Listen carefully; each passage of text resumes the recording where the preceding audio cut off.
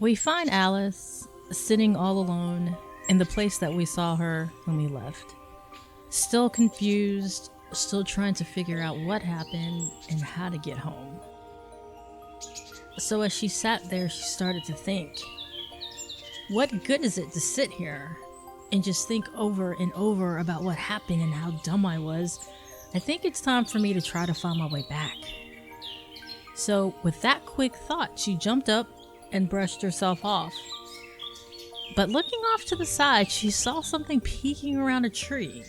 She couldn't quite make out what it was, though. Looking a little harder, she thought it was a fox. But then she thought, why would a fox be white? I've never seen a white fox. It can't be a fox. So she got a little closer and realized it was a rabbit.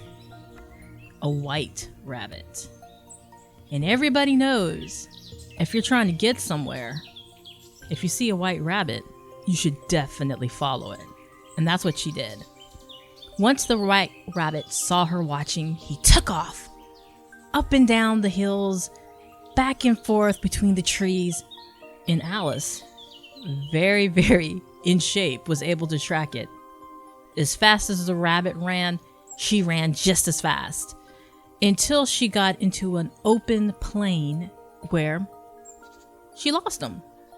So now she's standing in the middle of a grassy field. No trees, just open and airy. And she starts to think, gee, maybe I shouldn't follow that rabbit. Like, I've chased him into an area. I have no idea where I am. I don't even know where I'm going. And with that thought, she heard someone clear their throats. It seems that you're lost, he said. Who was that? She was thinking, because she didn't see anybody. And he said it again. It looks like you're lost. Who is that? She was thinking. She looked up and down all around and couldn't see anybody. Then she heard a cough once again. And she looked down, closer to the ground, and she saw a caterpillar. A weird-looking caterpillar. Why are you out here by yourself in the middle of nowhere? Who says it's the middle of nowhere? He said. I know exactly where I am. Do you? She kind of took a step back as she was thinking, wow, he has some nerve. I could literally step on him right now. But she went ahead and on with it and said, no, I don't know where I'm at, but since you do, can you help me out? The caterpillar laughed and said, well, it depends. And she said, depends on what? He said, where you want to go. That doesn't make any sense, she said. Are you drunk? He laughed. Why would I be drunk? She said, because you kind of sound like you are. He was like, no, not drunk at all, unless you mean drunk on knowledge. And she thought to herself, oh, he's a smartass too. So she looked at him again and said, so where am I? And he said to her, more importantly, what are you? What kind of question is that? She thought. What do you mean? I'm a female, a woman, a lady? That's not what I meant, he said. What are you? She thought for a second and still did not understand the question because she obviously was very clear and detailed as to what she was. And he said, look, I want to give you some information and I think you need to use it on your journey home. Sometimes people make decisions based off things that they don't have all the information on. And then when things don't go right, they blame themselves. But I'm going to tell you, dear Alice, sometimes you have to let those things go and focus on what you want and who you are. It's okay to be selfish. So she stopped back for a second and said, selfish. Something I really never thought of myself being. To his reply was, maybe you should. And my dear Alice, if you want to keep on the journey, I suggest you making a right over there by that lake. And she looked over there and was like, where did that come from? That wasn't there before. His response was it or wasn't it? Or maybe it was always there, but you weren't paying attention. So she thought for a second and said, yeah, there's probably been many a times where things were right in my face and I just wasn't paying attention. And he said again, don't be so hard on yourself, but once you know better, you do better. And I'm giving you better directions than chasing a rabbit, so go that way. Alice said, okay, thanked her new friend the caterpillar and left. So she heads off towards the lake. And at the time, she was like, I'm really thirsty too. Because remember, the big bad wolf took all the apples and really left her with nothing. So the fact that she saw a lake right at the very time that she needed it gave her a lot of hope that maybe she's getting some help along the way on this journey. So she took off towards the lake, and just as she did, she saw the tail of the white rabbit again. Was he waiting for her?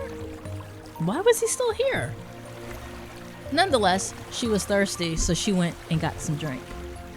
As she was drinking out of the lake, she spoke to the rabbit because she felt that the rabbit could hear her, and said, why are you running away from me but still hiding? Why are you staying in the area but won't come near me? She didn't hear anything. So she went ahead and kept talking. I'm trying to follow you. I'm thinking you might be the way home. Still, she didn't hear anything. So she stood up, looked right to left, and started walking. And all of a sudden, the open plain area started to get really dark, like a forest. So as she continues the walk, she starts whistling to herself because, I mean, what else can you do? You're by yourself, you're alone, you might as well have some music, right? So as she's whistling, she hears a voice. Hey, can you stop that? She heard. She looks around, she doesn't see anybody, and she often starts to think to herself, this is so weird, like, why are these voices just popping out of nowhere? But she did remember, the big bad wolf did take her into Wonderland, so anything's possible. So she looks around and says, why should I stop whistling? I can't even see who I'm talking to. And he said, look up. And when she looked up, she saw this huge, tall, giant-looking guy with a weird hat. And she said, okay, what are you gonna tell me? And he said, what makes you think I'm gonna tell you anything? I'm just asking you to stop whistling. It's interrupting my meditation. Oh, sorry, she said. Well, I guess I'll keep walking. He said, well, you're talking to me now, so you might as well try to get any information that you possibly can, because it might help you on your journey. Why are you here anyway? And she stopped for a second, thinking, do I let him know that I was fooled by the big bad wolf? Or do I just keep my information to myself and say no reason? And he said, you're taking too long, so I know you're thinking about if you want to tell me or not, so you might as well tell me. Fine. I met a big bad wolf and I was fooled. I thought this person, individual, animal was something that he wasn't. And somehow I got here. And now I'm just trying to find my way back home. Tisk, tisk, tisk. Sad, sad story. But what have you learned from it? What do you mean, what have I learned from it? She said. What have you learned from following people into places you have no idea where you're walking to? I don't know. Ask better questions in the beginning? You could do that. Or you ask yourself, why were you following him in the first place? Good question, she thought. But that's neither here nor there. I'm here now, I'm trying to get home, and that individual is long gone. Or is he? He said. What do you mean, or is he? I'm saying, how do you know he's long gone? You've been following a rabbit, haven't you? and the rabbit is right there next to you and you didn't even notice. And she looked down and the rabbit was standing right there. She didn't even notice. This is embarrassing, she said. But yeah, I'm pretty sure he's long gone. And he said, listen. Listen for what? She said. He said, listen. And off in the distance, you could hear very faintly the howling of the wolf. And when she heard that, she had a visceral reaction and got sick to her stomach. What's wrong with you? He asked. I don't know. I thought I was beyond that, but as soon as I heard that, I don't feel so good. And he said, well, maybe you need to lay down.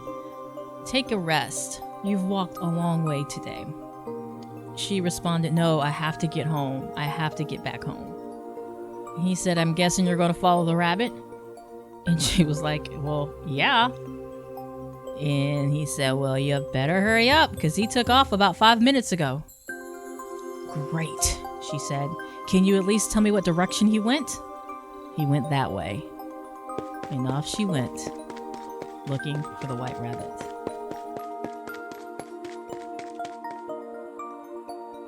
So come back tomorrow to see what characters Alice runs into next, and if she actually catches that white rabbit. Stay safe, take care, and be well.